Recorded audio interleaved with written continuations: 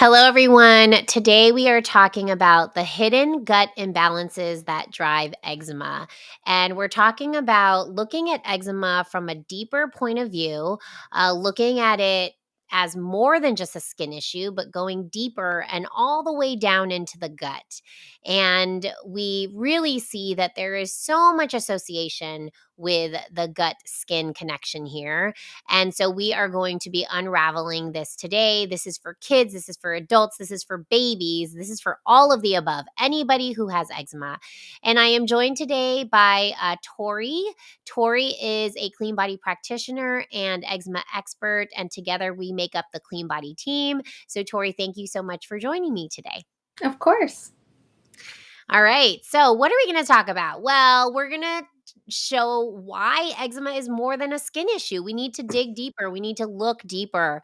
And there is a gut skin connection. We're going to explain this and why we need root cause healing and not just the band aids that we are given, the creams and the steroids and all of these band aids that are really just lowering the symptoms and not really taking care of the root cause. Okay, so that is what we are talking about today.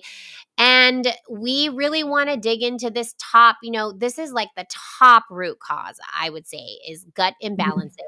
And that includes things like microbiome imbalances, what we also call leaky gut. And we're going to dig into all of that today. So, why is there a gut skin connection? Well, our gut houses trillions of microorganisms. And these are kind of like our army. They're our army that protect us against the outside world, all the bacteria, fungi, viruses, and parasites that are out there in the world that we are exposed to all the time. And we have trillions of microorganisms that are protecting us. So think of that as your army. And this is our ecosystem that we really need to protect because this ecosystem really helps to manage our immune system, to address inflammation. That could either be, high inflammation or low inflammation. And then it helps us to digest our foods. And this also, really accounts for barrier health because the microbiome in our gut often matches the microbiome on our skin. So there's a lot that has to do here with eczema. And what does a healthy gut do? So, Tori, tell us a little bit about what a healthy gut should look like. And in a healthy person without eczema, what does it do?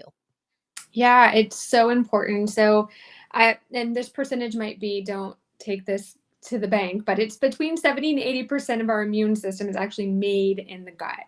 And so that's super important to note. It's whole body immunity, not just, digestive issues. So the skin is part of that. And a healthy gut produces something called short chain fatty acids, which actually the bacteria in the gut actually make these, and they are like food for the colonic cells. Are really great to reduce inflammation across the whole system.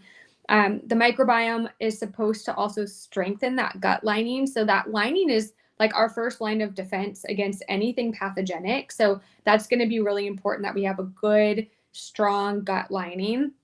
The immune system we already touched upon, and then the inflammatory response is going to be really, really important. So, like you mentioned, we have it's kind of like an army. So, some of those army players are some of those probiotics that people have heard about, lactobacilli or bifidobacterium. Those are all different types of probiotics that are sort of like the good army, like the generals in the army that kind of control what happens with that microbiome. Yes, and often we see these as probiotics showing up Mhm. in supplements, and one of the reasons is because as Tori said, they're the generals of the army, and when these are high in concentration in our microbiome, it often allows more beneficial bacteria to proliferate. Now, the problem here Mhm. is that a lot of things in our world today disrupt the microbiome, unfortunately. And this can often be, when we're interviewing a new patient or a new client, we might say, okay, what happened right before you had eczema? Or what happened a month or 2 or 3 months before you got eczema? And often it was like, oh, I took an antibiotic, or I changed my diet, or I had a trauma, and these can be what disrupt the microbiome. So, antibiotics, of course, is kind of of a blanket way of getting rid of microbes that are causing a problem, but unfortunately, it may also get rid of our beneficial bacteria as well. And Tori, tell us what else can disrupt the microbiome. Yeah, so stress, you kind of touched on that a little bit from trauma. So high stress and like living in that state of stress where the nervous system is always in fight or flight, that is a huge component of dysregulating that microbiome. So that vagus nerve that goes from the brain down to the gut is actually plays a huge role in that. What we eat, what we put in our mouth, of course, is going to affect the gut. So if you're eating a lot of highly processed foods, lots of sugar, not getting enough fiber or resistant starch, not getting adequate protein, if your blood sugar is all kind of wonky day to day, those are all going to play a role in the microbiome.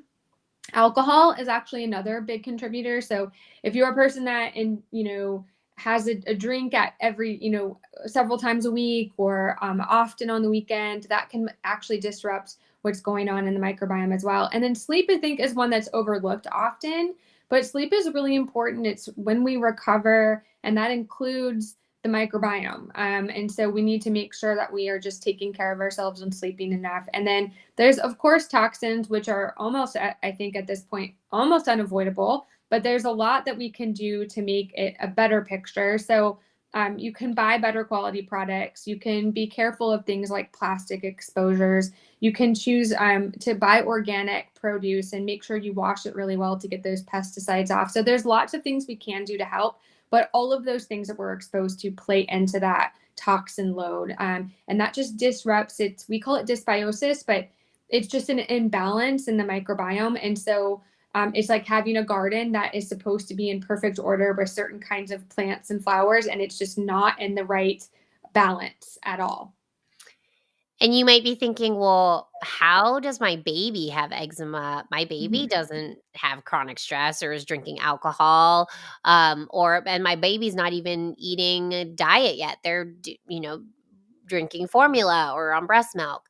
And there's lots of ways that a baby can have a disrupted microbiome. And first off, we think about the way the baby came into the world.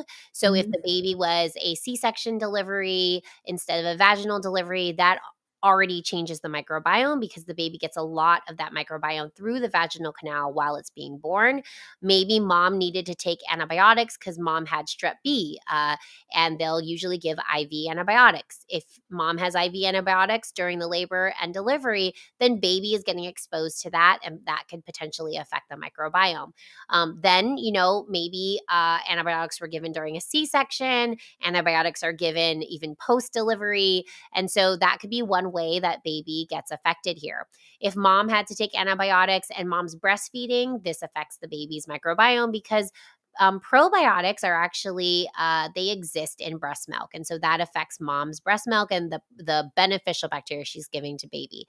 So all of it can affect baby, and a lot of it's via mom. So we always, when we're dealing with babies, we want to think about, okay, what did mom do to maybe disrupt the microbiome? And then if we're dealing with kids, we want to ask all these questions to really understand like what happened at birth as a child. We want to ask all those questions. And there is absolutely this eczema cascade that happens, especially when gut is like one of the main root causes.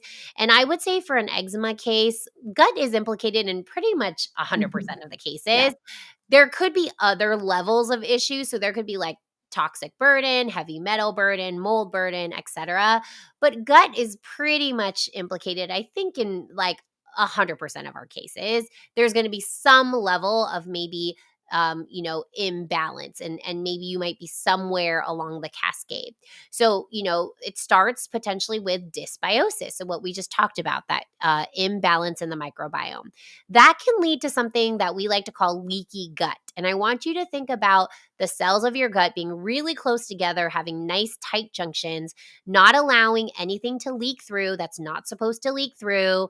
And that's how your gut's supposed to be. But unfortunately, with a lot of dysbiosis, a lot of inflammation, maybe foods that our body doesn't really like and creates inflammation towards, then we get what we call leaky gut. With that leaky gut, proteins are going to leak through, things that we don't normally allow into our system. That causes immune activation. And then that immune activation causes inflammation. So there's this Mhm. cascade that happens.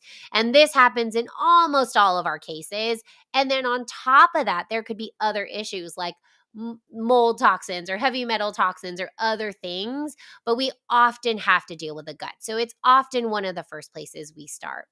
And when that, gut is super weak, you're just letting all of these toxins and particles enter into the bloodstream, and the skin expresses this as inflammation. Now, imbalance of the microbiome can be so many different things. So, Tori, tell us some of the different imbalances we might see, because not everyone has the same type of dysbiosis, right? It could be different.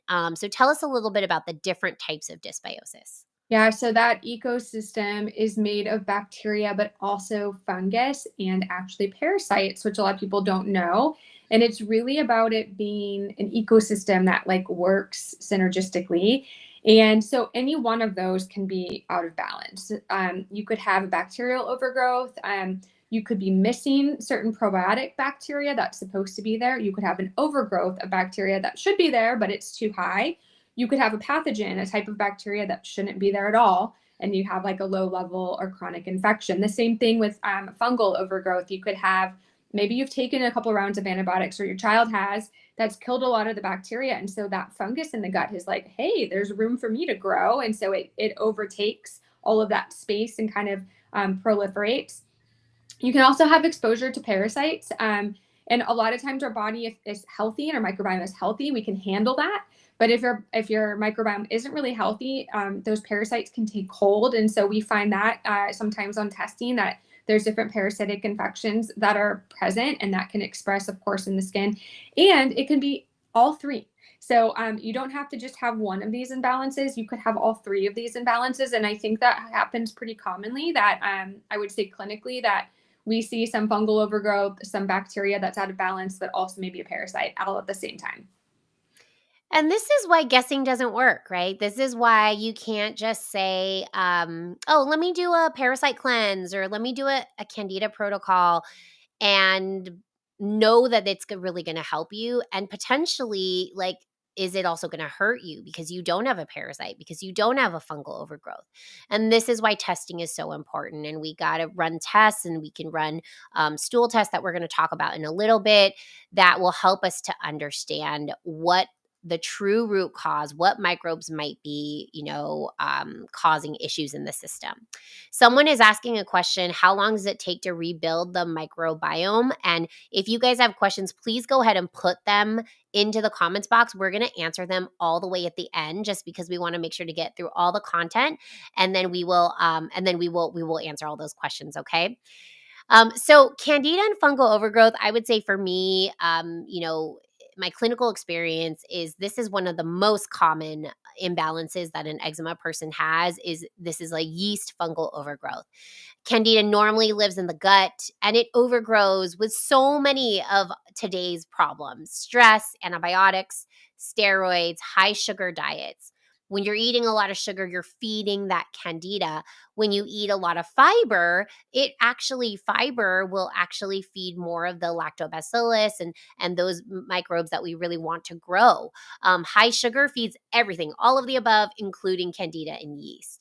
And candida produces toxins that damage the gut lining, increase inflammation, and worsen eczema. So this is a common one that we might see when we're working with someone. And sometimes there could be specific presentations. Maybe if there's a baby, we might see the baby also has cradle cap, which is also yeast driven. Maybe there's also more of a seborrheic dermatitis presentation. We see like flakiness on the eyebrows. We might see more issues on the neck and the face, which can lead to more yeast issues. And that can kind of give us a clue. Well, maybe we need to be looking into fungus, not just candida, but on the skin, there is a yeast called Malassezia.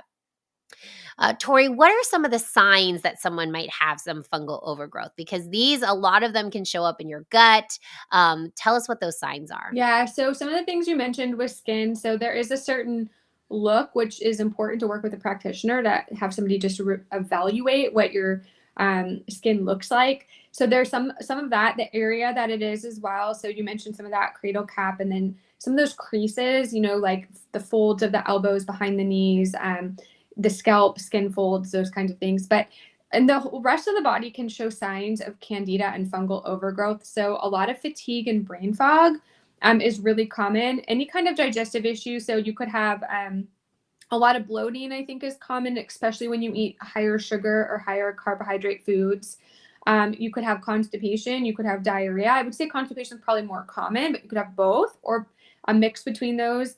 And then sugar cravings, I think, is really common. Is just to feel like you really are having a tough time not eating those things, like your body just craves it. And that's actually those bugs asking for that sugar. And so that is one of the reasons that we have to help reduce that sugar, is so that we don't feed those bugs. I often see this problem happen when people have prediabetes or diabetes or blood sugar issues as well too, and that also maybe causes you to have some sugar cravings, which then feeds the fungus, and it's kind of a cycle. They feed Yeah. on each other. So I often see insulin resistance, prediabetes, diabetes. So if you're having any of those issues and eczema, we could look into this as well too with some testing.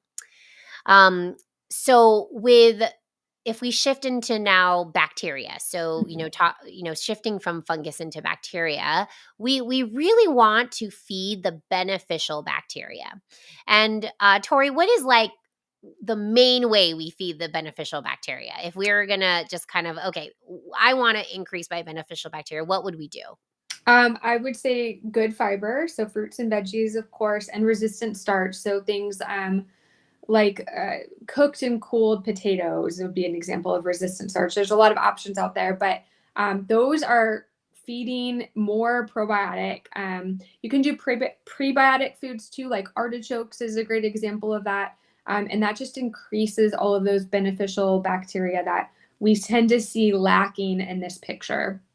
Yeah. And, I think sometimes people are thinking, well, what probiotic can I take? But I think it's important that your diet is what feeds that beneficial bacteria. Mhm. And when we have low beneficial bacteria, we are seeing weaker immune balance, more opportunistic bacteria, which release these endotoxins that can increase histamine. And histamine, as we all know, because if we take an antihistamine, we lower any allergy response, but histamine really worsens itching, redness, and flares. So we have to think about that beneficial bacteria.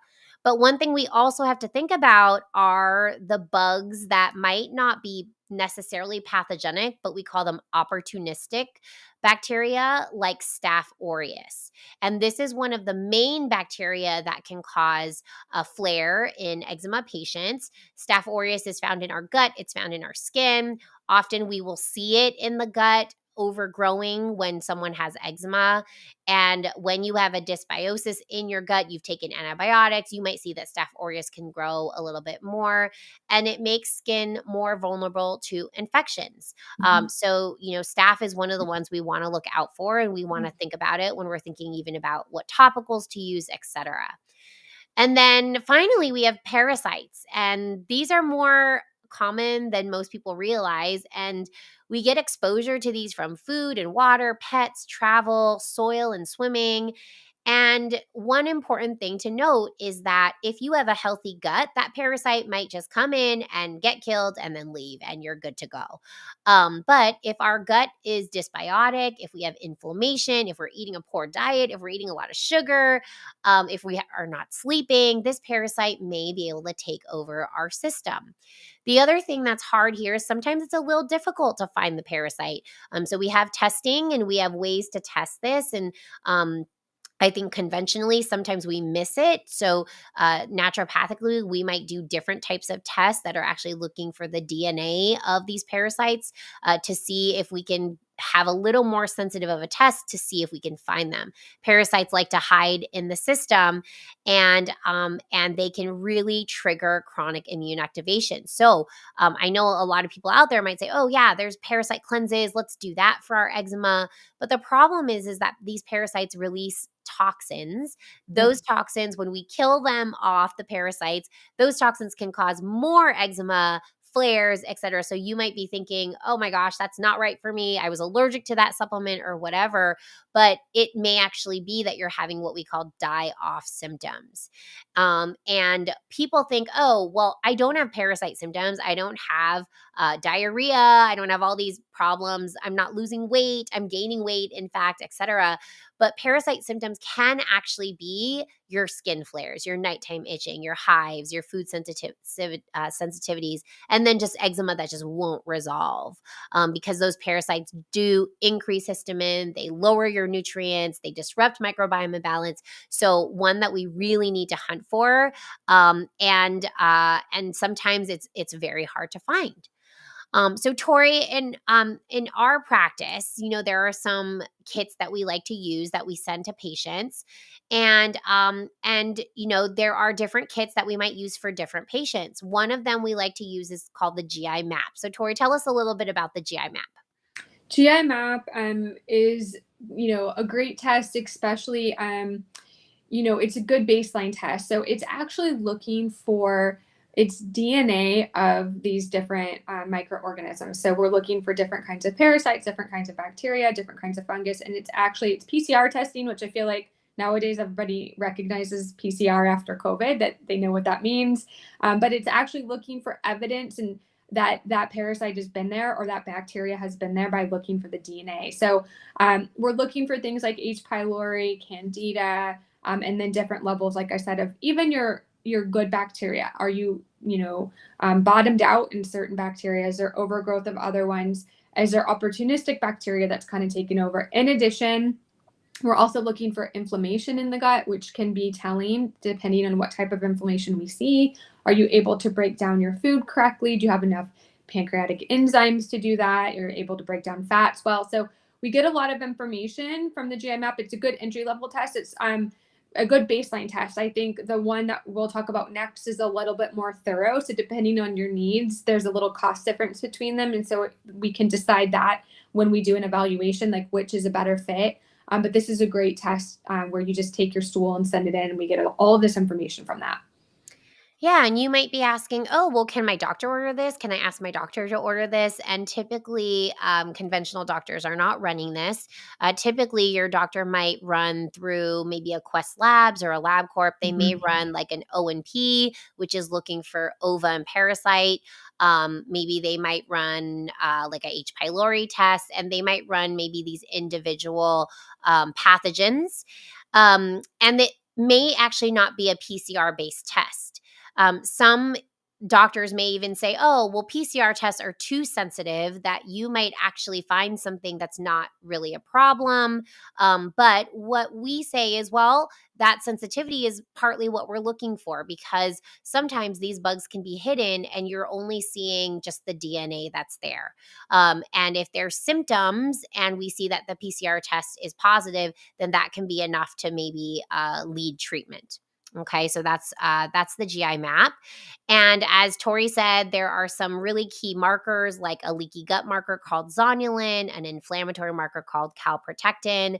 We can look at gut immune strength through secretory IgA. We can look at digestion through enzymes, and how your gut is also detoxing through beta glucuronidase. That other test that we might use, that we like to use, and there are other tests as well too, but the GI-FX by Genova is another great one. And as Tori said, like it actually includes everything that the GI map has, but there are some additional things that the GI-FX does that's really great. So for parasites, as I said, sometimes they can hide. And so Mhm. the GI-FX has an option for us to do a test where they actually will do a macroscopic look at the poop, and they will actually look through a microscope and see if they see parasites through a microscope. So that's really great. They also do a culture, which is really awesome. So not just the PCR testing, but they will culture to see what grows, whether that's like Candida or bacteria. They can also see if the beneficial bacteria grow as well too. So there's some benefits to doing this one. Also, sometimes insurance can cover this depending on what state people are in, and because this is a more expensive test, sometimes insurance can cover it, and then there's a copay. So these are some of the options we like to use for gut health testing. And then there's some other things that can actually help us too, like food sensitivity panels. Sometimes if someone has like all the foods that are just sensitive, then we say, okay, maybe there's a leakiness in the system. Like maybe there's leaky gut. So that can help us also understand gut health. Organic acids are, these metabolites after things happen in our body. These metabolites will come out. It can tell us whether there's yeast overgrowth, whether there's bacterial overgrowth. Histamine and DAO levels can tell us whether you have an enzyme that's breaking down the histamines in your food. Otherwise, you may actually have an issue with eating histamine rich foods. And then targeted blood work, we might look for mold, we might look for heavy metals, environmental toxins, because all of these imbalances actually affect our gut. So we might do additional testing, but the like cornerstone of the gut is actually doing a stool test. Um, and Tori, tell us a little bit about like once we get a stool test and we get the results, and let's say somebody has dysbiosis, maybe they have a parasite and they have a lot of gut inflammation and leaky gut. Where is the first place that we start if somebody has a picture like that?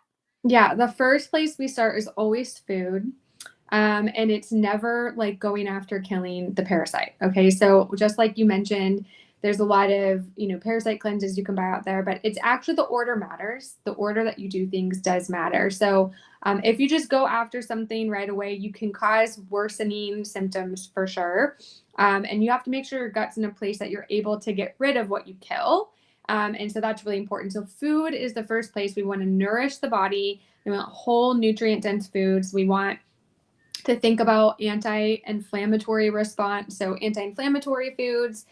We want to make sure that we're having a lot of good fibers that we can handle. So fruits and vegetables, lots of different colors, lean proteins and healthy fats, which are going to help as well.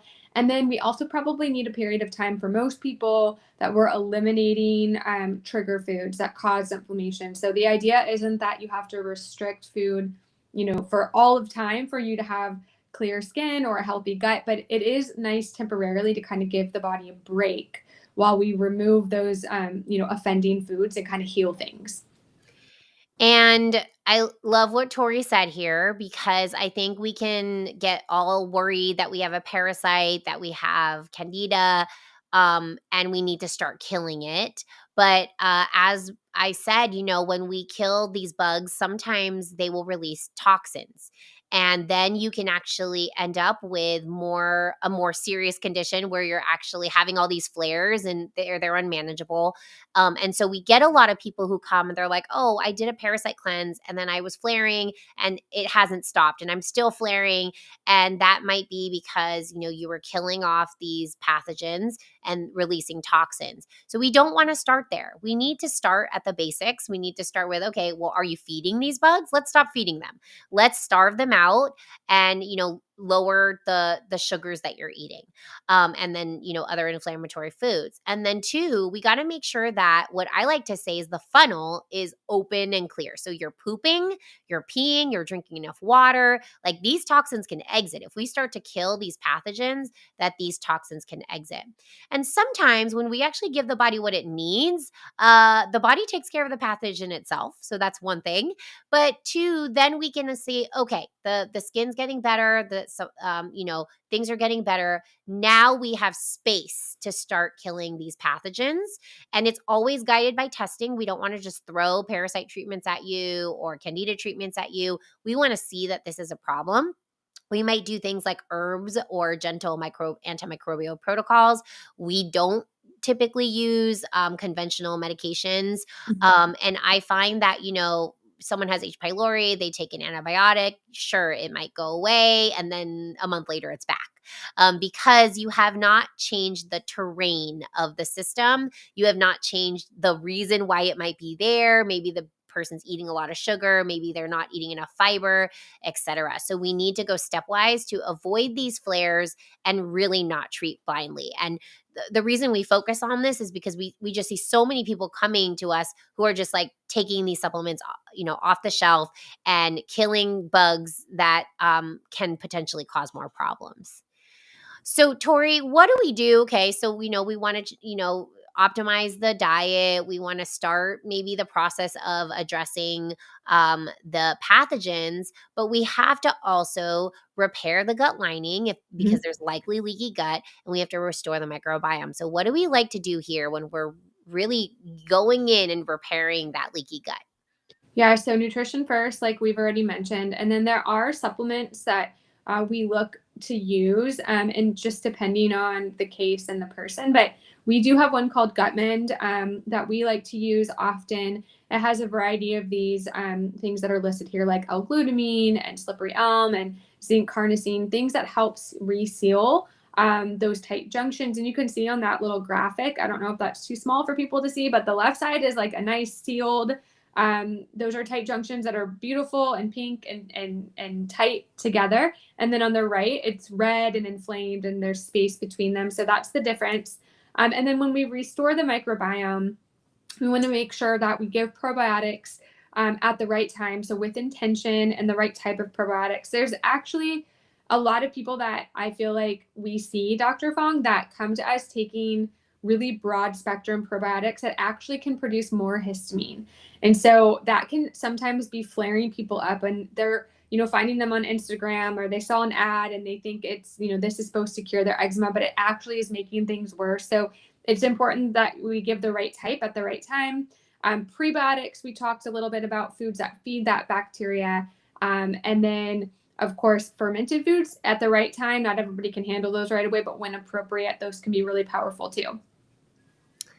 Yeah. So, I think when people come to us, they often have tried maybe taking out a food. Maybe they took out dairy, Yeah. maybe they took out gluten. Maybe they tried some probiotics. Maybe they did a parasite cleanse.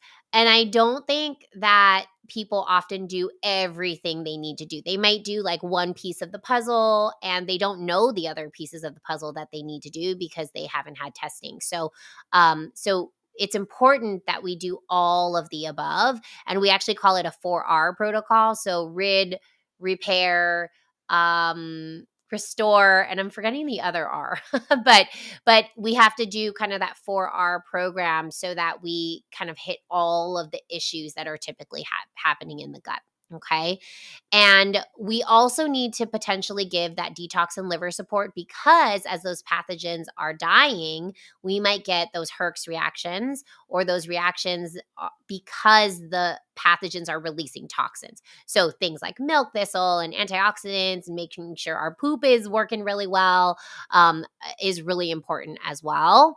And in thinking about gut, we're not only thinking about gut, we have to think about lifestyle, how stress affects the gut, sleep, breath work, meditation, all of this affects the gut. So it's really a kind of zooming out perspective as to like how do we heal the gut in order to heal the eczema. And it's so important, that you're not just guessing and you're not just throwing supplements at your child or yourself. And it's important to know that with some of this healing process, it's not linear. Sometimes, if you jump too quickly to killing parasites or killing Candida, you can have a flare. And we don't want to do that. So we need to kind of go stepwise. And as Tori said, sometimes probiotics can come at the wrong time and that can Mhm. worsen symptoms. So that's why working with a practitioner can be really important. Someone who's really knowledgeable about, not only gut, but also eczema. Cause I think that's a really special combination because Yeah. you can't just go in and just tackle all the gut issues. And I think that's one of the problems I see is like people like, oh, great, we got all these labs, we found all this information. Let's tackle it. Let's go for it. Boom, flares, flares, flares is like all over the Yeah. place. We really need to go stepwise. So, that's really, really, really important. So, the final takeaway, your skin is not broken. If you or your child have eczema, this is not something that we can't fix. Eczema is just a communication. It's the body saying, "Hey, ding ding ding, alarm system, something's off, something's wrong." And often gut is one of those big problems that are in that engine. Why the check engine light is coming on, and that message comes from that gut and it's triggering that inflammation that's going to the skin. So if we uncover and unravel what's going on internally, the skin follows. Tori, do you have any other final takeaways to add here? Yeah, I would just add to what you were saying directly prior that sometimes people feel like they've tried everything, but it's sort of like a game of whack-a-mole. Like, like they're run over here and I'll run over here. And you really need to do something that brings all of those things together and it's very intentional and methodical. And so that is really important to think about. And yes, your skin is not broken. Your body wants to heal. And that's, I think, another thing to realize that your body's not working against you. You just have to figure out the message, and then help bring it back into balance. Absolutely. Tori, thank you so much for joining me Yeah. today. I know you have to head out, but it's been a pleasure. And I will be staying on to answer any questions. So thank you so much, Tori. Yep. Thank you. And for all of you to note that we do have a holiday eczema healing bundle that is a special. It expires this bundle. It's only for a limited time. It expires on 12/31. We're actually only giving out 25 of these, but you will actually get the GI map test that we were talking about today, an eczema evaluation, and 1 month of eczema essentials, which is our membership, which gives you access to our weekly call and our education and everything. And it is discounted pretty heavily. It's the first time we've done this, so we'll see if you guys like it, because it gives you some answers. And for someone who has eczema, this can really start to unravel the picture and say, okay, what gut issues do I have? And is that at the root cause of my eczema? If you also want some guides, we have the Eczema Docs Guide to Kids Eczema, to Fungal Eczema. They're all free, and they're at cleanbody.health/eczema tools. And finally, I would love to open it up to some questions. I know there were some questions that came up in the beginning, so I'll go back and look at those. But if you guys have any questions, please go ahead and type them into the chat box now, and I'm happy to answer them. Somebody asked, how long does it take to rebuild the microbiome? And that's a great question. First off, it depends on what's going on with your microbiome. It depends on, do you have a parasite? Do you have Candida? Do you have mold? What is the imbalance in the microbiome? Do you just have a dysbiosis where you don't have any pathogens? You just have an imbalance where your opportunistic microbes are too high. And so those could all be different timelines. It really just depends. I would say at the very minimum, 6 to 12 weeks.